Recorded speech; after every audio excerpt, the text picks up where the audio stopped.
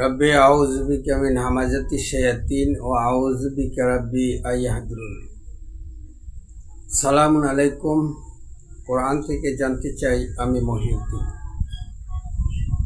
আমি এখন আলোচনা করব এই কথাগুলি কিছুতেই কোরআনিস্টদের বলা উচিত নয়। যে কথাগুলি কোরআনিস্টরা বলে থাকে সেগুলি হচ্ছে, যেমন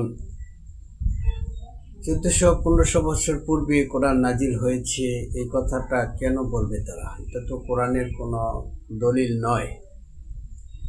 তারপর আরও অনেক কথা বলে থাকে, যেমন আল্লাহ রাব্বুল আলামিন বলছেন আল্লাহর সাথে কারো তুলনা করতে নিষেধ করেছেন। আর তারা আকবর শব্দ বলে আল্লাহর সাথে তুলনা করে শব্দ ব্যবহার করে আল্লাহকে আকবর বলে সম্বোধন করে। এটাও করা ঠিক নয়। এগুলি কোরআনিস্টরা করে থাকে। তারপর কোরআনিস্টরা এই সালাত হচ্ছে সৎকর্ম, এই সৎকর্মকে তারা আল্লাহর সাথে সংযোগ স্থাপন অর্থাৎ উপাস্য রূপে গ্রহণ করে। এই সালাত সকলের জন্য কায়েম করা বাধ্যতামূলক।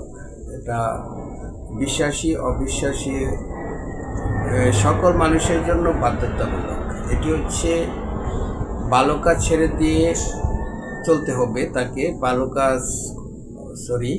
মন্দ কাজ ছেড়ে দিয়ে তাকে চলতে হবে, অর্থাৎ তাকে ভালো কাজই করতে হবে। এটা সকল মানুষের প্রতি আল্লাহ রাব্বুল আলামিন বিধান দিয়েছেন। সৃষ্টি যার আইন চলবে তার, অন্য কারো আইন চলতে পারে না। তো সৃষ্টিকর্তার আইন হচ্ছে কেউ মন্দ কাজ করতে পারবে না। যদি কেউ মন্দ কাজ করে তাহলে তার শাস্তি হচ্ছে তাকে মৃত্যুদণ্ড দিতে হবে, অথবা শুলে চড়াতে হবে, অথবা বিপরীত দিক থেকে অঙ্গকাটি ফেলতে হবে, অথবা দেশান্তরিত করে দিতে হবে। সূরা মায়েদার 33 নম্বর আয়াত, সূরা তওবার 5 নম্বর আয়াতেও বলা হয়েছে এই শাস্তির কথা। অর্থাৎ সালাত কায়েম না করলে তাকে শাস্তি দিতে হবে।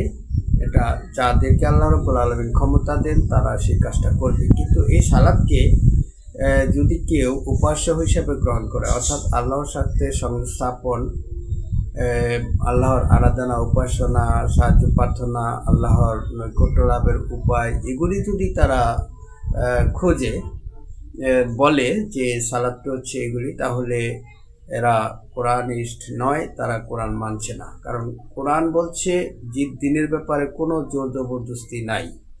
তারা যদি সালাতকে উপাস্য রূপে গ্রহণ করে তাহলে তারা জোর জবরদস্তি করছে। কারণ তাহলে তো আল্লাহর বিধানেই জোর জবরদস্তি করছে, এটা বোঝা যায়।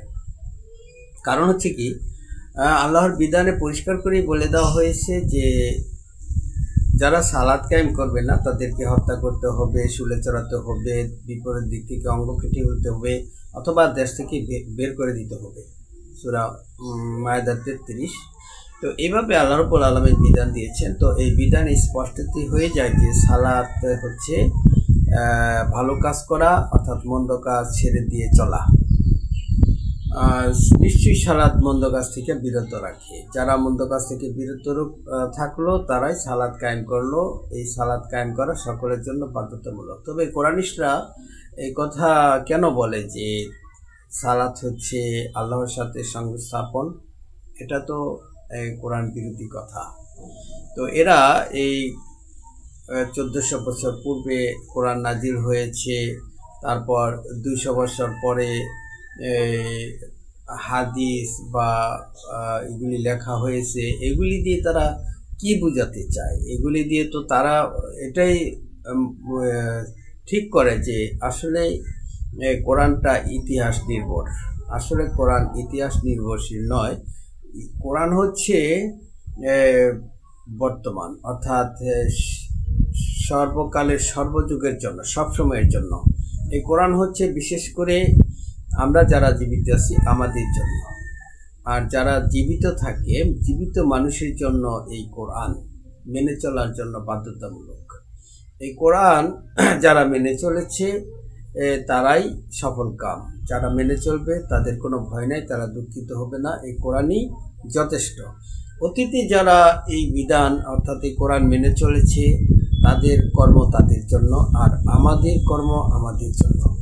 আমাদের জন্য তাদেরকে জিজ্ঞাসা করা হবে না, আর তাদের জন্য তাদের কৃতকর্মের জন্য আমাদেরকে জিজ্ঞাসা করা হবে না। এমনকি যারা দুযুগবাসী, তাদের দুযুগবাসীদের ব্যাপারে রাসূলকেও কোনো কিছু জিজ্ঞাসা করা হবে না। শুধু তার কৃতকর্মের, তার কার্যকলাপ, তার কর্ম সম্পাদন কিভাবে সে করেছে সেই ব্যাপারে তাকে জিজ্ঞাসাবাদ করা হবে। সূরা আহকাফের 9 নম্বর আয়াতে আল্লাহ রাব্বুল আলামিন বলেছেন যে রসুল এভাবে বলছে যে আমি নতুন রসুল নই, আমি জানি না আমার এবং তোমাদের সাথে কি আচরণ করা হবে। অর্থাৎ রাসূলও পরিষ্কার করে বলে দিয়েছে আমি জানি না আমার এবং তোমাদের সাথে কি আচরণ করা হবে। তো আল্লাহ রাব্বুল আলামিন যা জানিয়ে দিয়েছেন ততটুকুই তারা জানেন, এর বেশি তারা জানেন না। সেজন্য যেমন ধরুন ঈসা ইবনে মারিয়াম অর্থাৎ ঈসা রাসূলকে আল্লাহ রাব্বুল আলামিন, ঈসা এবং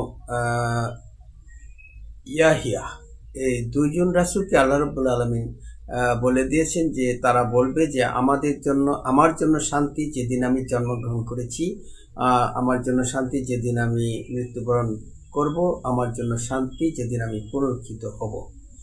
এটা তারা বলেছে, তাদেরকে আল্লাহ রাব্বুল আলামিন এটা বলতে বলেছেন। সূরা মরিয়মের 15 এবং 33 দুটি আয়াত পড়লে আপনারা পাবেন। তো যেগুলি আল্লাহ রাব্বুল আলামিন বিধান দিয়েছেন এবং জানিয়ে দিয়েছেন সেগুলি ছাড়া মানুষ কিছুই জানে না। সমস্ত গায়েবের একমাত্র তিনি পরিজ্ঞাতা, তার এই গায়েবের খবর তিনি কারো কাছে প্রকাশ করেন না, তার মনোনীত রসুলগণ ব্যতীত। তো রসুলরা জানিয়েছে যা তা, অর্থাৎ রাসূলেরা তাদের সেই খবর অর্থাৎ আল্লাহর যা জানিয়ে দিয়েছেন সেগুলি মানুষের কাছে প্রচার করছেন কিনা সেই জন্য তাদের সামনে এবং পিছনে পাহারাদার নিযুক্ত করে রেখেছেন। সূরা জিনের 26, 27, 28 আয়াতগুলি পড়লে পাবেন। তাহলে এই বিষয়টা কি দাঁড়ায় যে আসলে রাসূলকে যা জানানো হয়েছে তাই তিনি বলেছেন, যাকে রাসূল করা হয়েছে। তো দেখুন রাসূল হচ্ছে আল্লাহর বাণী, আল্লাহর নূর, আল্লাহর বিধান। এই রেসালাত, এই রাসূল যাকে করা হয়েছে তাদেরকে আল্লাহ রাব্বুল আলামিন সম্মানিত করেছেন। যেমন তিনি নূহ, ইব্রাহিম, সুলাইমান, জাকারিয়া, ইয়াহিয়া, সালামুন আলা মুহাম্মদ, সালামুন আলা মুসা, ঈসা, এরকমভাবে তাদেরকে আল্লাহ রাব্বুল আলামিন এরকম নামকৃত ব্যক্তিদেরকে আল্লাহ রাব্বুল আলামিন রাসূল করেছেন এবং তাদের ব্যাপারে কোরআনে বলে দিয়েছেন। তো যে কথাটা বলে আমি শুরু করেছি সেটি হচ্ছে যে আসলে যারা কোরআন মেনে চলতে চান, যারা কোরআন দিয়ে যারা মুসলিম, তাদের অবশ্যই সতর্ক থাকতে হবে যে তারা এমন কথা যেন না বলে যেগুলি কোরআন দ্বারা দলিল দিতে পারবে না। দেখুন, যারা কোরআন ছাড়া দলিল দেয় তাদের ব্যাপার ভিন্ন, আলাদা। তাদের সাথে কোরআনীদের কোনো মিল খুঁজে পাওয়া যাবে না। কারণ কোরআন মান্যকারী মুসলমানরা কোরআনের কথাই বলবে, আর কোরআন ছাড়া যারা মুসলমান হয়েছে তারা কোরআন ছাড়া কথাই বলবে। এবং কোরআন ছাড়া মুসলমানরা তারা কোরআনীদেরকে সঠিক বলে মেনে নিতে পারে না। আবার কোরআনিস্টরাও কোরআন ছাড়া মুসলমানদেরকে সঠিকভাবে মেনে নেওয়া ঠিক না।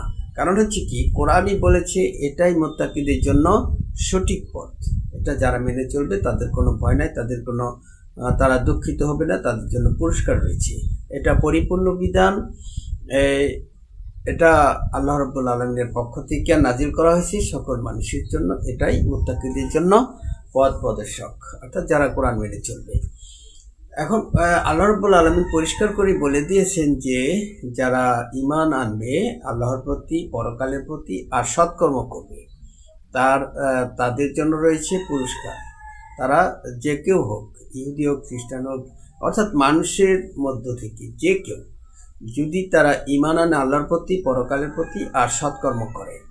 ঈমান এবং ঈমানের সাথে অর্থাৎ বিশ্বাস আনার পরে সৎকর্ম কাজে লাগে, আর বিশ্বাস ছাড়া সৎকর্ম কাজে লাগে না। কারণ হচ্ছে কি, বিশ্বাস ছাড়া সৎকর্ম পরকালে মূল্যহীন। তবে ইহকালে অবিশ্বাসীরাও সৎকর্ম থেকে বিরত থাকতে পারবে না। এটা আল্লাহ রাব্বুল আলামিনের অর্থাৎ সৃষ্টিকর্তার বিধান। এই বিধান সকলকে মেনে চলতে হবে। কারণ সৎকর্ম এটা আল্লাহ রাব্বুল আলামিন বলে দিয়েছেন যে অসৎকর্মগুলি আছে সেগুলি ছেড়েই চলতে হবে। অসৎকর্মের ব্যাপারে আমরা সকলেই জানি কোনগুলি মন্দ কাজ আর কোনগুলি ভালো কাজ। সেই জন্য আল্লাহ রাব্বুল আলামিন বলেছেন যে প্রত্যেকেই জানে তাদের কর্মপদ্ধতি আমি ঠিক করে দিয়েছি, এ ব্যাপারে তারা যেন বিতর্ক না করে। অর্থাৎ প্রত্যেকেই জানে কোনটা ভালো কোনটা মন্দ। তো যেমন চুরি, ডাকাতি, খুন খারাপি, রাহাজানি, নিদর্শন, ছিনতাই, তারপরে বিভিন্ন অপরাধমূলক কাজ যেগুলি মানুষের জীবনে অশান্তি নিয়ে আসে সেগুলিকে পরিহার করে চলার নাম হচ্ছে সৎকর্ম, অর্থাৎ সালাত কায়েম। সালাত কায়েম না করলে তাকে শাস্তির আওতাভুক্ত আনতে হবে। আর শাস্তির ব্যবস্থাটা করবে রাষ্ট্র ব্যবস্থা, যাদেরকে আল্লাহ রাব্বুল আলামিন ক্ষমতা দিয়েছেন। সূরা হজ্জের 41 নম্বর আয়াত আর সূরা নিসার 59 নম্বর আয়াতে বলা হয়েছে যাদেরকে আল্লাহ রাব্বুল আলামিন ক্ষমতা দিয়েছে তাদের আনুগত্য করতে। যদি তারা মন্দ কাজই করে অর্থাৎ সালাত কায়েম না করে তাহলে তাদের বিরুদ্ধে অবস্থান নিতে বলা হয়েছে, অর্থাৎ তাদের আনুগত্য করা যাবে না, ফিরে আসতে হবে আল্লাহ এবং রাসূলের দিকে। যারা আল্লাহ এবং রাসূলকে মেনে চলে না অর্থাৎ সৎকর্ম করে না, সালাত কায়েম করে না, তারা আল্লাহ এবং রাসূলের বিরুদ্ধে যুদ্ধ করে। বিষয়টা আমাদের এই ব্যাপারে জেনে নিতে হবে। অর্থাৎ আমি অনুরোধ করব প্রত্যেক কোরআনিস্টদেরকে তারা যেন এমন কথা না বলে যে কথাগুলির দলিল তারা কোরআন ধারা দিতে পারবে না। অর্থাৎ কোরআন থেকে দলিল দিতে হবে এমন কথাই বলতে হবে। আমি আমার আলোচনা আর দীর্ঘায়িত না করে এখানে শেষ করছি। আপনাদের উপর শান্তি বর্ষিত হোক।